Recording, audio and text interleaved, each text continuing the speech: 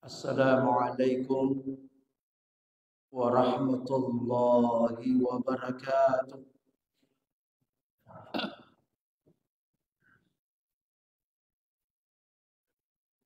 Alhamdulillah, alhamdulillahilladzi hadana li hadza wa ma kunna linahtadiya laula an hadana Allah. Ashhadu an la ilaha illallah wa ashhadu anna Muhammadar Rasulullah. Allahumma salli ala sayyidina Muhammad bin Abdullah wa ala alihi wa sahbihi wa mawala. Wala haula wala quwwata illa billah. Hadirin kaum muslimin jamaah salat maghrib yang sama-sama dirahmati oleh Allah Subhanahu wa taala. Alhamdulillah, pertama-tama mari kita panjatkan puji dan syukur kehadirat Allah Subhanahu wa taala, oleh karena atas limpahan rahmat, hidayah serta inayahnya kepada kita sekalian, sehingga pada malam ini kita kembali lagi datang ke rumahnya Allah Subhanahu wa taala untuk menunaikan kewajiban-kewajiban kita selaku hambanya, yaitu melaksanakan ibadah salat dan sekaligus kita melaksanakan sunnah-sunnah Rasulullah sallallahu alaihi wasallam. Hadirin yang sama-sama dirahmati oleh Allah Subhanahu wa taala, insyaallah pada malam ini kita akan lanjut kajian kita, kajian tafsir Ibnu Katsir, yaitu kita akan membahas tafsir surat Al-Baqarah ayat yang kedua. Jadi kita belajar tafsir ya sekaligus kita tadabbur. Ya, jadi kalau Al-Qur'an itu paling tepat kita katakan tadabbur. Ya, karena itu petunjuk Allah. Afala yatadabbaruna al-Qur'an. Jadi Al-Qur'an, ketika kita belajar Al-Qur'an, ya paling bagus kita tadabburi. Ya, apa itu tadabbur? Tadabbur itu memahami secara mendalam kandungan Al-Qur'an. Ya, misalnya sebentar kita akan membaca ayat kedua ya, dari surah Al-Baqarah. Kita tadabburi itu.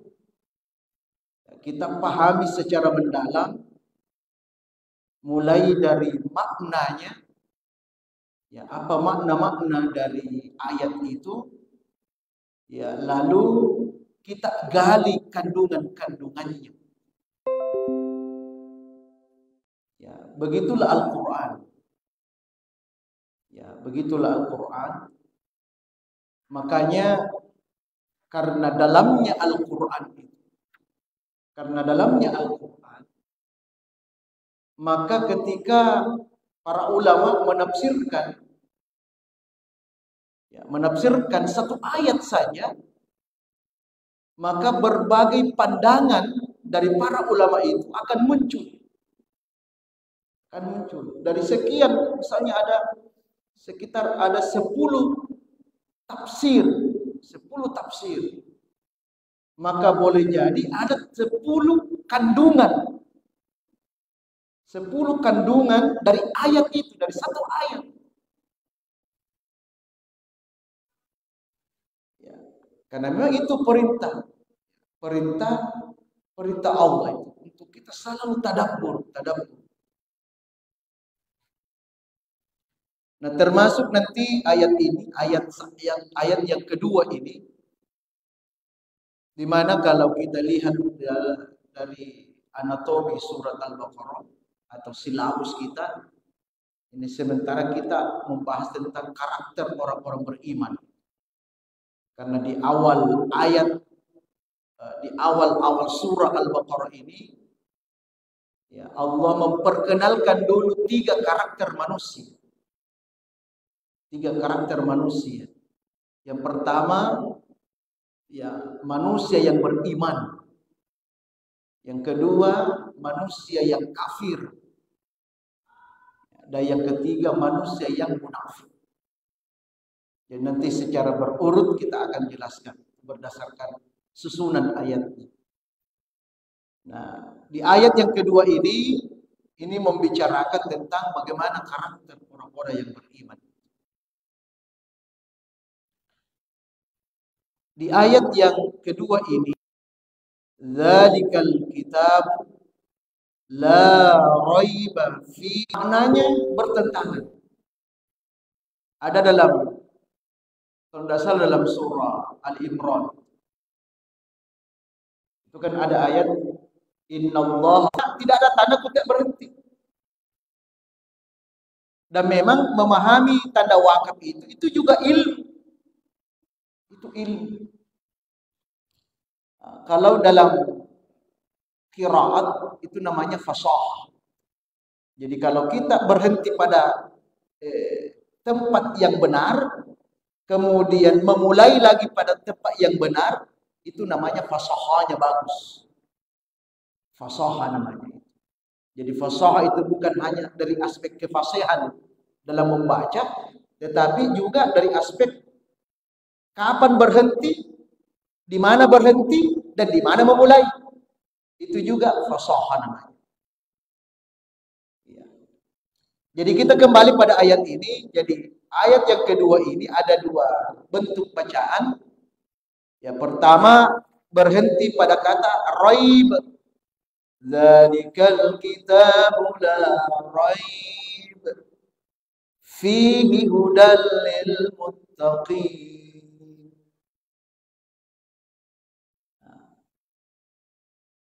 Kemudian yang kedua,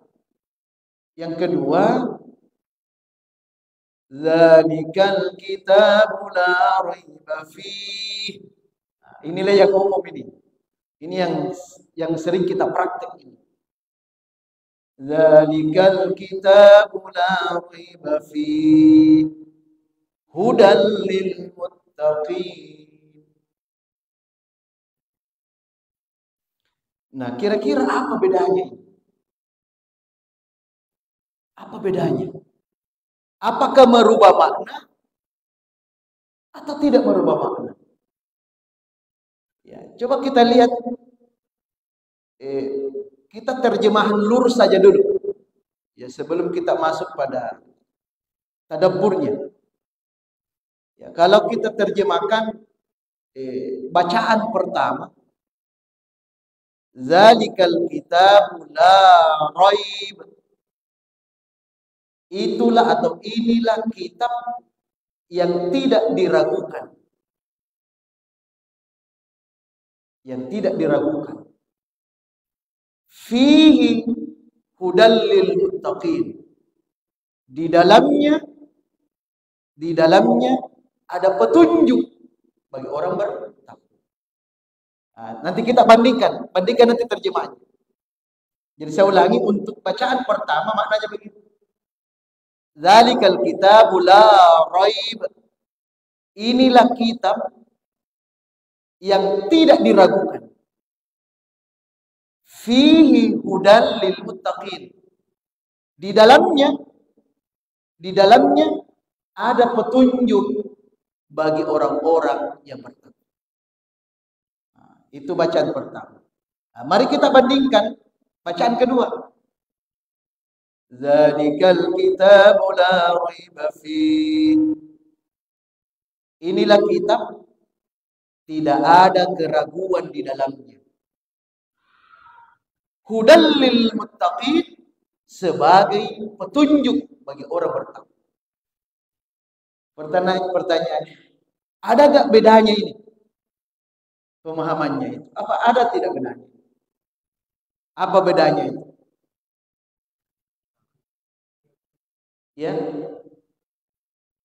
Nah, kalau kita cermati, kalau yang pertama ya, dikatakan bahwa Al-Quran itu tidak perlu diragukan.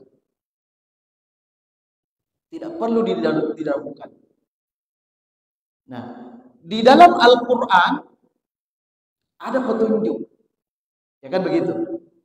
Nah, di dalam Al-Quran ada petunjuk bagi orang-orang yang bertakwa. Sementara bacaan yang kedua dikatakan bahwa inilah kitab yang tidak ada keraguan di dalamnya. Tidak ada keraguan di dalamnya. Tidak perlu kita ragu di dalam Al-Quran itu.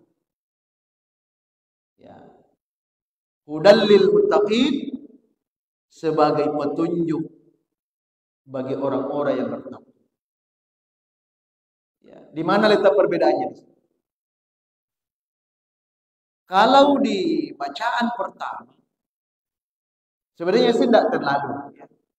Karena pada prinsipnya dua di sini prinsipnya kan. Pertama menyatakan bahwa Al-Quran itu ya, tidak ada keraguan. Ya, tidak perlu kita ragu. Tidak perlu kita ragu. Yang kedua sebagai petunjuk. Ya, cuma yang sedikit perbedaannya di sini ketika dikatakan fihi hudal lil muttaqin, maka di antara isi kitab itu bisa menjadi petunjuk. Nah, kalau dikatakan begitu, itu bacaan pertama. Sementara kalau bacaan yang kedua, otomatis secara keseluruhan Al-Quran itu bisa menjadi petunjuk secara keseluruhan. Kalau tadi la raib fi di antaranya, ya kan begitu biasa kan dimaknai fi di antaranya menjadi petunjuk, berarti tidak secara keseluruhan. Makanya jumhur ulama memilih bacaan yang kedua itu. Karena inilah maknanya sempurna. Bahwa seluruh isi Al-Quran itu petunjuk. Bukan di antaranya. Begitu pemahamannya, Pak. Ini baru perbedaan bacaan. Sudah beda pemahaman. Oke. Kemudian yang kedua, kita lihat di sini ayat ini dimulai dengan zalika. Zalika. Kalau kita lihat di terjemahan, di situ apa di situ? Ini, ya kan? Coba kita nanti buka terjemahan. Di situ kan disebutkan inilah kitab. Sementara zalika maknanya itu. Ini namanya isim isyarah. Isim yang menunjukkan yang menunjuk. Ya, ada dua kan? Ini itu. Ini itu. Ketika disebutkan itu berarti yang ditunjuk jauh. Di mana di mana misalnya kita cari di mana Al-Quran itu, ya kan? Berarti agak jauh dari kita kan? Berbeda ketika dikatakan di mana HP ini, dekat.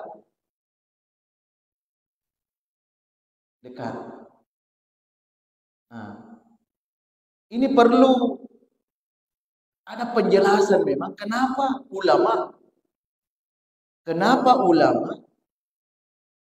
dalam kitab hampir semua ulama tafsir ketika memaknai zalika ini, itu semua rata-rata zalika dalam kurung haza, zalika ai haza. Kenapa tidak diartikan itulah kitab? Tapi kenapa para ulama memilih zalika bimakna haza. Zalika itu tapi maknanya ini.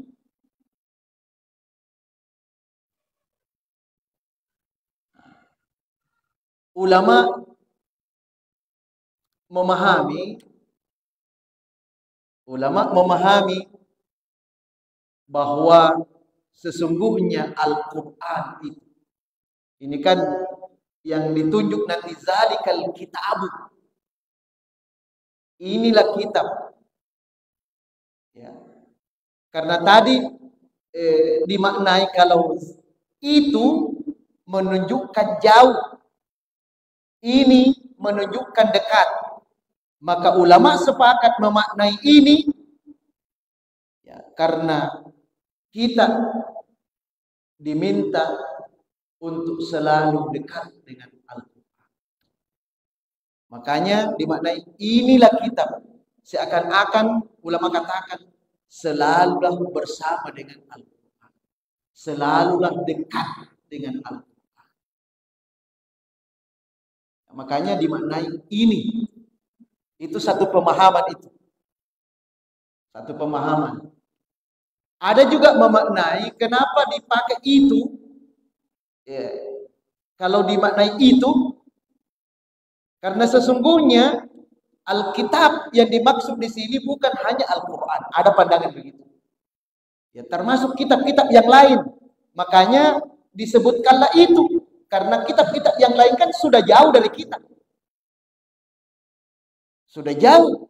Kitab Taurat, Zabur, Injil, kita sudah jauh. Nah, jadi ada juga kalaupun dikatakan, kalau dipergunakan makna asli dari zalika, berarti yang dimaksud di situ adalah kitab-kitab Allah yang terdahulu. Kitab-kitab Allah yang terdahulu. Ya, yang masuk dalam kategori kitab samawi. Ya, kitab samawi. Itulah kitab Taurat, Zabur, Taurat, Injil. Itu sebenarnya kitab samawi. Dan itu tidak bertentangan dengan kalimat setelahnya dari ayat ini. Kalau misalnya ini dimaknai secara umum dulu. Dimaknai secara umum, kitab secara umum. Itulah kitab. Karena termasuk Taurat, Zabur, Injil. Termasuk Al-Quran. La raiba fi, tidak diragukan di dalamnya. Karena memang semua kitab samawi, semua kitab yang diturunkan Allah, semuanya adalah al-haq. Semuanya adalah hak. Termasuk Injil. Itu juga al-haq. Karena datang dari Allah. Tapi kan Injil yang asli kan, yang betul-betul itu dia diturunkan kepada Nabi Isa alaihissalam. Itulah al-haq. Artinya la raib, tidak ada juga keraguan, sama kedudukannya dengan Al-Quran. Ya, jadi sebenarnya tidak salah juga ketika zalika itu dimaknai itu. Tapi dalam konteks kita sebagai umatnya Rasulullah, ya, konteksnya kita ini hidup di akhir zaman, maka makna tepat dari ayat ini, maknanya zalika itu bimakna haza. Bimakna haza. Karena inilah yang dimaksud di situ, ya, lebih sempit, yaitu Al-Quran.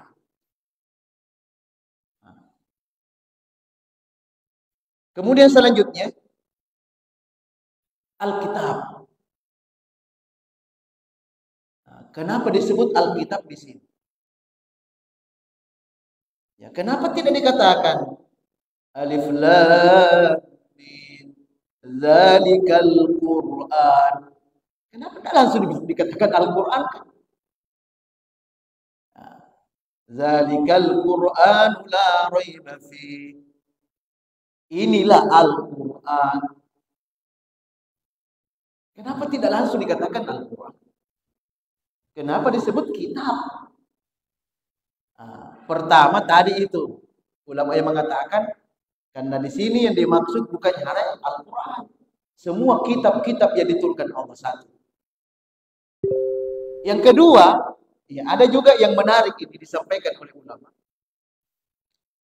Disebutkan kitab di sini, ya karena Al-Quran itu harus ditulis. Kitab itu dari kata kataba, menulis. Ya kan? Makanya disebutkan di sini Al-Kitab, kitab. Karena Al-Quran itu harus ditulis. Harus ditulis. Dan itulah yang dilakukan oleh Rasulullah Sallallahu Alaihi Wasallam. Ya, Nabi memerintahkan untuk menulis Al-Quran. Ditulis Al-Quran. Ya. Kemudian selanjutnya, la raiba fi. Ya. La raiba fi.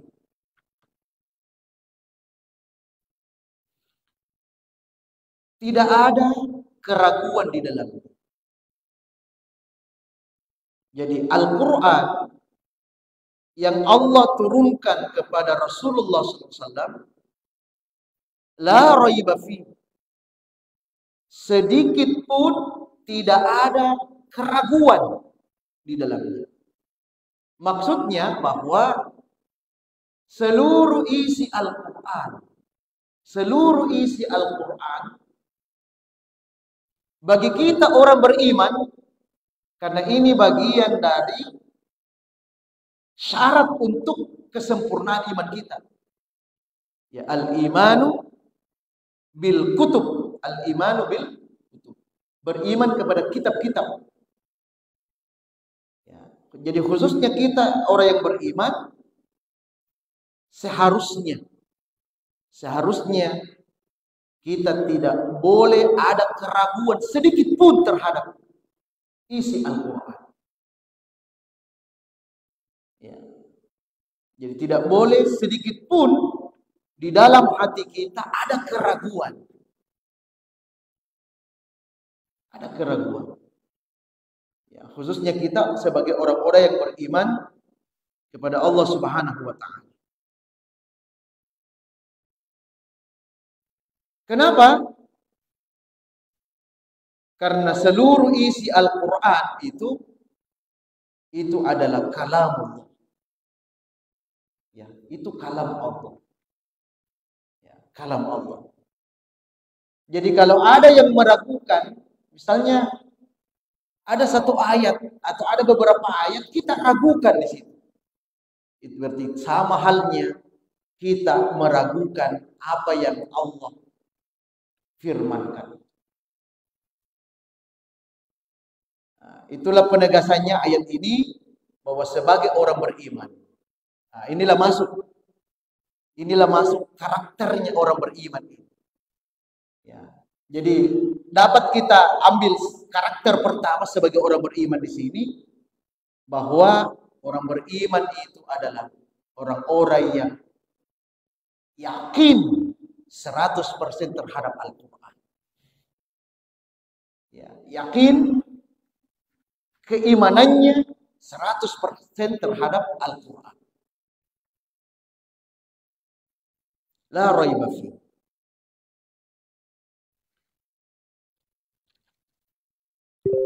Kemudian selanjutnya hudan. Ya, hudan. Di sini Allah Subhanahu wa Ta'ala menyebutkan salah satu fungsi dari Al-Quran itu. Ya, salah satu fungsi dari Al-Quran. Ya. yaitu sebagai petunjuk. Kenapa saya katakan salah satu fungsi dari Al-Quran?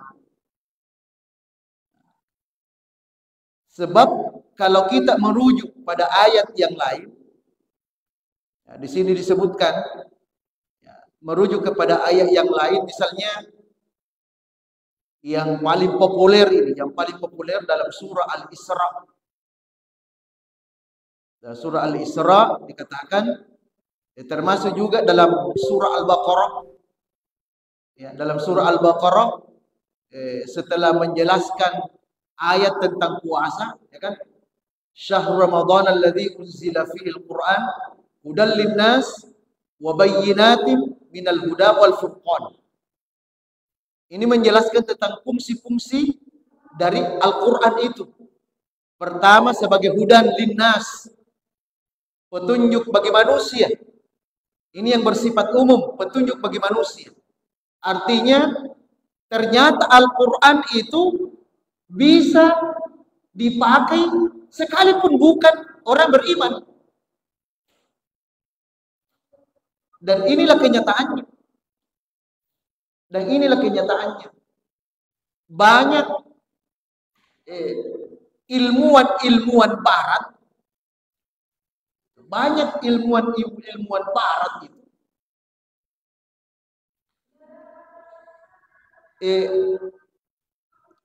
itu mendapatkan inspirasi dari keahlian ilmunya dari Al-Quran.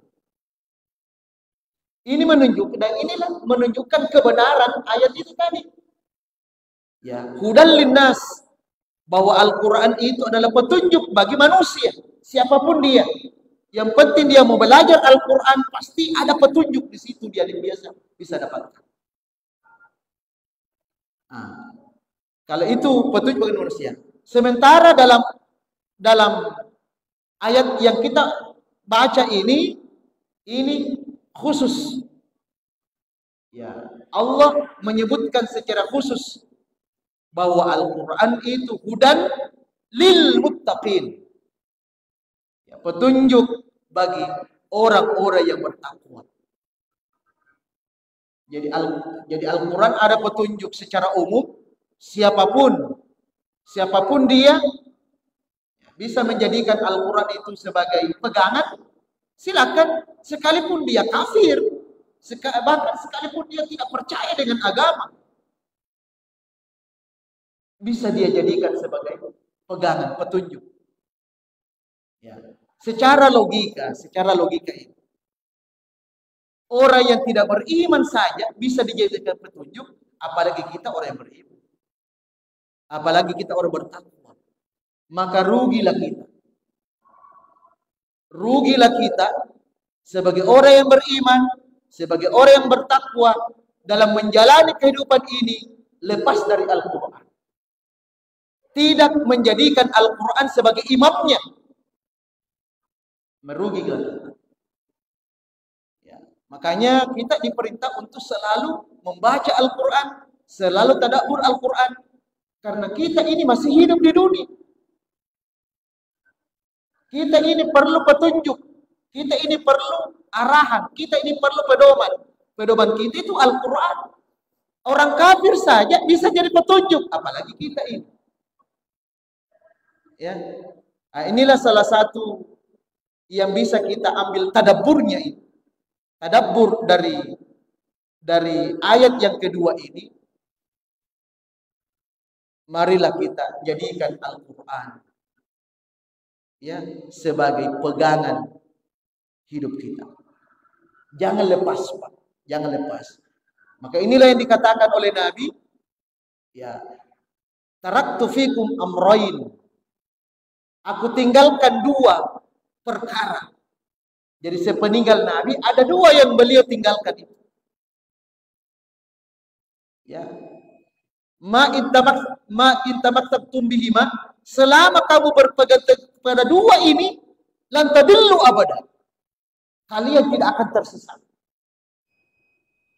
Apa itu? Al-Quran wa sunnatin Nabi, yaitu Al-Quran dan sunnah. Termasuk Al-Quran, inilah pegangan kita. Ya, inilah pegangan kita, inilah pegangan kita, inilah pedoman kita, dan sekaligus petunjuk kita agar kita bisa selamat dunia dan akhirat. Hadirin yang dimuliakan oleh Allah Subhanahu wa taala, saya kira inilah kajian kita pada malam ini, ayat yang kedua dari surat Al-Baqarah, yaitu zalikal kitab la raiba fihi hudan lil muttaqin. Ya, sebagai kesimpulan ada dua di sini tadi kita tekankan. Pertama, sebagai orang beriman yang sudah menyatakan diri beriman kepada Allah, maka jangan coba-coba ragu terhadap apa yang difirmankan Allah, yaitu Al-Quran. Yang kedua, jadikanlah terus, jangan lepas dalam menjalani kehidupan ini. Dimanapun kita berada, apapun yang kita lakukan, jangan lepas dari Al-Quran.